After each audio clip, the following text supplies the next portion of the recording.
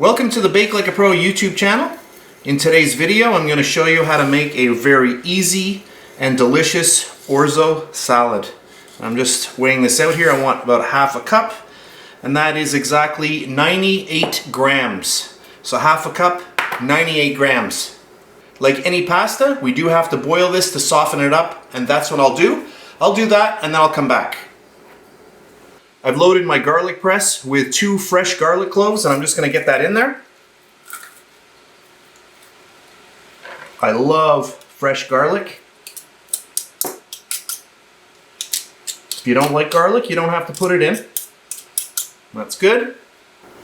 To that, I'm going to add in 2 tablespoons of olive oil.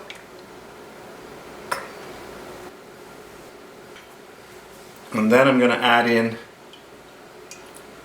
3 tablespoons of red wine vinegar. I love red wine vinegar. It is amazing. Then I'm going to put in a little bit of salt. I've got 1/8 of a teaspoon. Get that in there.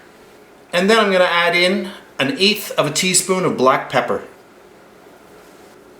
And I'll just grab a little whisk. Just mix this around. And now we'll get all of our orzo in there. So I have boiled that so that it is al dente. I don't want it too mushy. And then right into cold water, rinse it off 3 or 4 times to make sure you get the water running really clear. Let it chill as well in the bowl while it's sitting in your little strainer, just so that it chills off.